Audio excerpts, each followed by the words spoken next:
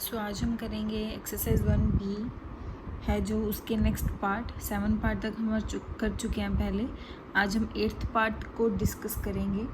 तो 8 पार्ट है जो उसमें क्वेश्चन क्या है, तो उसने बोला है हमारे पास, उसने बोला in a class test containing 10 questions, class में क्या हुए 10 क्वेश्चंस का टेस्ट हुआ।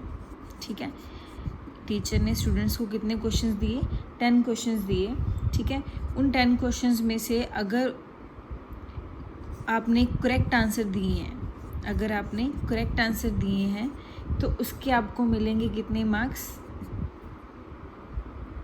5 मार्क्स। ठीक है, अगर आपने करेक्ट आंसर लिखा है, सही आंसर लिखा है, तो उसके आपको 5 मार्क्स मिलेंगे।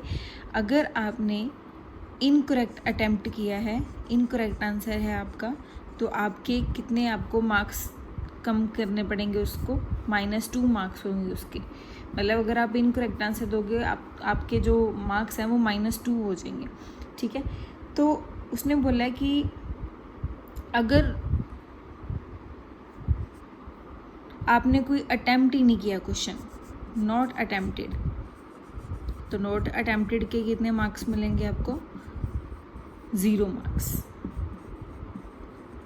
ठीक है, तो यहाँ तक उसने सिर्फ ये देखा, हमने लिखा कि 10 क्वेश्चंस दिए हैं क्लास में टीचर ने बच्चों को, तो अगर उसको करेक्ट आंसर उसने दिए हैं सभी, ठीक है, तो उसको हर एक क्वेश्चन के 5 मार्क्स मिलेंगे। ठीक है, अगर उसने इनकरेक्ट दिया है आंसर, अगर एक आंसर गलत है उसका, तो उसके -2 हो जाएंगे। अगर उसने अटैम्प्ट नहीं किया तो उसको 0 मार्क्स मिलेंगे। ठीक है, तो उसने बोला फर्स्ट, इसका जो 8th पार्ट का फर्स्ट सम है, उसने बोला है कि रवि ने 4 आंसर्स दिए करेक्ट। ठीक है, रवि ने 4 आंसर्स दिए करेक्ट। ठीक है, उसने 6 आंसर्स दिए इनकरेक्ट, मतलब उसने अटैम्प्ट सारे करे हैं। ठीक है, अच्छा अब देखो कि 4 उसने करेक्ट आंसर दिए हैं, तो करेक्ट आंसर के लिए, एक करेक्ट आंसर के लिए कितने मार्क्स हैं उसके, 5 मार्क्स हैं। अब उसने कितने करेक्ट आंसर दिए हैं, 4। तो अब क्या करोगे, 4 उसने अटैम्प्ट करे हैं, 4 करेक्ट आंसर हैं, हर एक के कितने मार्क्स मिले हैं उसको, 5। ठीक है, तो टोटल उसके कितने मार्क्स हो जाएंगे इसमें, 20 मार्क्स। ठीक है, अब उसने बोला है कि 6 उसने इनकरेक्ट दिए हैं। ठीक है, तो इनकरेक्ट के लिए हमने क्या बोला था, -2। ठीक है, हर एक क्वेश्चन अगर उसने इनकरेक्ट करा है कोई भी क्वेश्चन, तो उसके लिए उससे -2 मिलेंगे। तो यहाँ पे देखो क्या आ जाएगा, -12। उसने बोला कि उसके टोटल मार्क्स कितने होंगे। ठीक है, तो टोटल मार्क्स उसके कितने होंगे, देखो टोटल कैसे करते हैं, ऐड करने के बाद, तो 20 उसके करेक्ट है आंसर। ठीक है, 20 मार्क्स उसके करेक्ट वाले हैं, प्लस जो इनकरेक्ट हैं उसमें से वो है -12। क्यों, क्योंकि उसने टोटल 10 क्वेश्चन में से 4 के आंसर सही दे दिए और 6 के गलत दे दिए। अगर वो गलत देगा तो उसके हर बार कितने मार्क्स डिडक्ट होंगे, -2।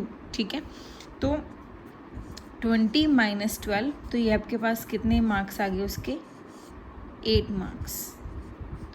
4 सही दिए, 6 गलत दे दिए, तो उसके मार्क्स कितने रह गए, 8 मार्क्स रह गए। ठीक है, तो टोटल मार्क्स थे कितने, 10 क्वेश्चन थे। 10 क्वेश्चन थे, तो अगर हर आंसर आपका सही होता तो टोटल मार्क्स होने थे कितने, 50। ठीक है, तो ये आपके पास 8th का फर्स्ट पार्ट। उसके बाद है सेकंड पार्ट है इसका, वो भी सेम है, सेकंड मैं करवा रही हूँ, थर्ड आप खुद करोगे। ठीक है, तो ये देख लो एक बार।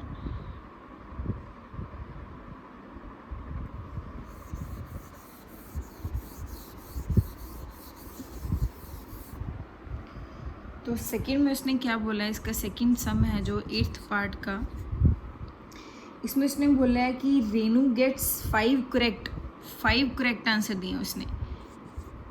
ठीक है, 5 करेक्ट आंसर्स हैं, मतलब अगर एक आंसर सही देगी तो उसे 5 मार्क्स मिलेंगे ना, तो उसके कितने मार्क्स टोटल हो जाएंगे, 5 करेक्ट आंसर है और 5 उसे मिलेंगे, तो कितने टोटल मार्क्स हो जाएंगे उसके, 25। उसके बाद उसने 5 इनकरेक्ट दे दिए, 5 मार्क्स कितने, 5 कितने दे दिए, इनकरेक्ट दे दिए। ठीक है, अगर 5 इनकरेक्ट दे दिए तो हर क्वेश्चन के लिए उसे कितने मार्क्स उसके कम होंगे, -2। तो कितने हो जाएंगे यहाँ पे -10। तो उसने बोला उसके टोटल मार्क्स कितने होंगे, तो टोटल मार्क्स कैसे निकालते हैं, ऐड करके।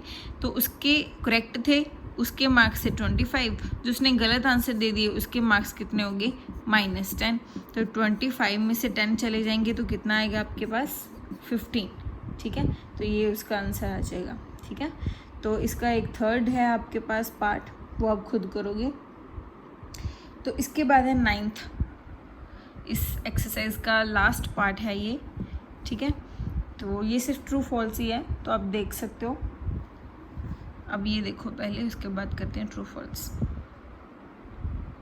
ठीक है, थर्ड पार्ट जो 8th पार्ट है उसका जो थर्ड सम है वो आप खुद करोगे। ठीक है, उसके बाद है ट्रू फॉल्स है, उसने बोला है 9th है, 9th पार्ट का जो फर्स्ट ट्रू फॉल्स है उसने बोला है the product of positive and negative integer is negative. एक आपके पास है पॉजिटिव इंटीजर, एक आपके पास है नेगेटिव इंटीजर। तो मान लो फॉर एग्जांपल एक है आपके पास 3 और एक है आपके पास -2।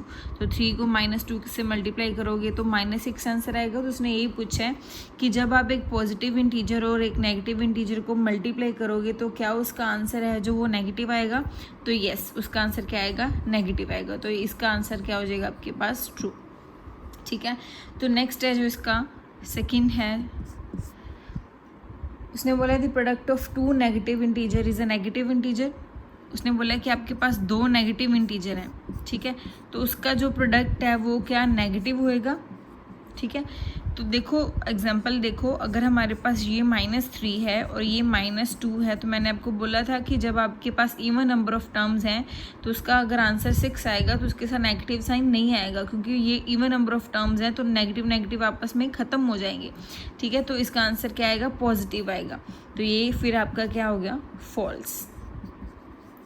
ठीक है, नेक्स्ट है, उसने बोला the product of 3 negative integer is a negative integer. तो 3 नेगेटिव इंटीजर अब लेने हैं आपने। 3 नेगेटिव मतलब ये भी नेगेटिव, एक दूसरा भी नेगेटिव और तीसरा भी नेगेटिव। मतलब ये चीज़ ले सकते हो आप -3 इंटू -2 इंटू -1। तो मैंने ये भी आपको करवाया कि अगर आपके पास ओड नंबर ऑफ टर्म्स हैं और वो तीनों नेगेटिव हैं तो इसका जो आंसर है आपके पास वो नेगेटिव ही आएगा, 6। ठीक है, तो ये भी आपके के पास आंसर उसने बोला है कि 3 नेगेटिव नंबर हैं, क्या उसका आंसर नेगेटिव ही आएगा। तो यस, ये भी ट्रू है आपके पास।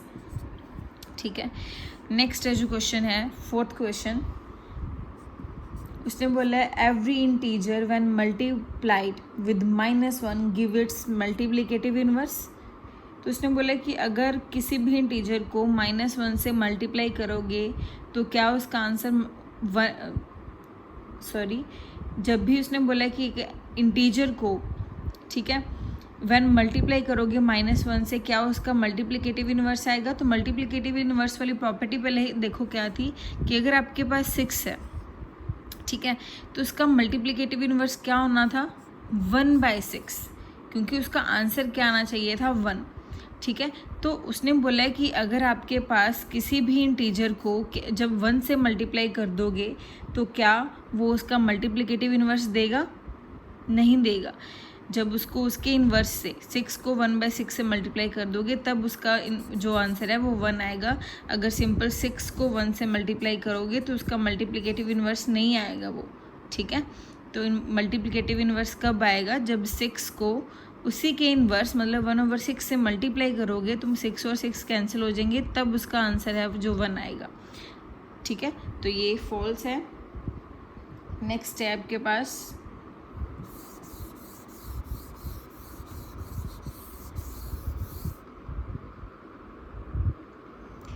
फिफ्थ है, जो 5th में उसने क्या बोला है, उसने बोला मल्टीप्लिकेशन ऑन इंटीजर इज क्यूमिटेटिव।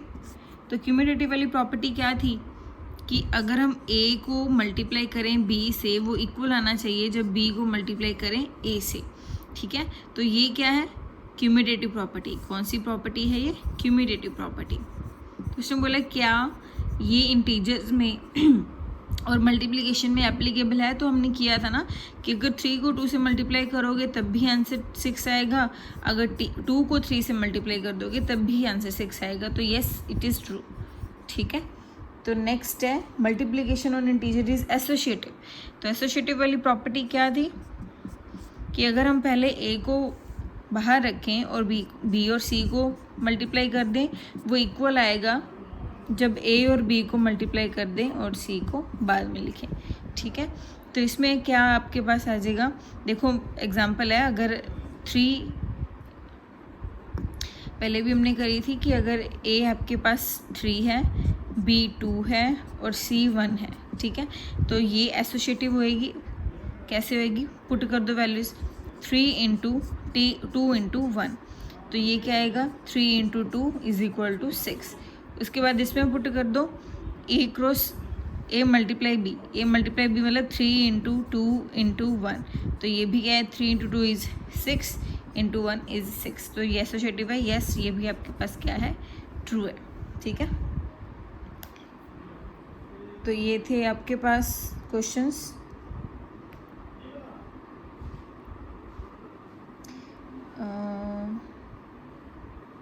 इसके बाद शायद एक और क्वेश्चन है इसका, वो देखते हैं अभी।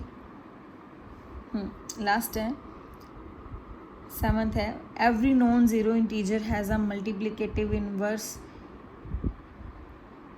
उसने बोला कि अगर कोई भी नॉन ज़ीरो इंटीजर है, नॉन ज़ीरो इंटीजर का मतलब कि वो ज़ीरो नहीं होना चाहिए, बाकी कोई भी है, चाहे 1 है, चाहे 2 है, चाहे 3 है, चाहे 4 है, तो उसने बोला कि जो उसका मल्टीप्लिकेटिव इन्वर्स होएगा वो भी एक इंटीजर ही होएगा। ठीक है, तो देखो ये 1 है। ठीक है, अब इसको 1 को अगर 1 से करोगे तो 1 ही वापस आ जाएगा। अगर 2 को 1/2 से करोगे तो 2 इंटू 1/2, 2 के साथ 2 क्या हो जाएगा, कैंसिल, तो ये आपके पास आंसर आ जाएगा 1। अब ये आपका रहेगा होमवर्क कि आपने ये बताना है कि इसका आंसर क्या आएगा, ट्रू या फिर फॉल्स। बाकी सारे पार्ट्स हमने कर लिए। ठीक है, ये इसका लास्ट पार्ट है, ये आप बताओगे ट्रू और फॉल्स आएगा इसका आंसर। तो यहाँ तक हमारी जो 1B एक्सरसाइज है वो कंप्लीट हो चुकी है, तो आप अपनी फेयर नोटबुक्स कंप्लीट करो। ठीक है, तो नेक्स्ट हम करेंगे 1C अगली वीडियो।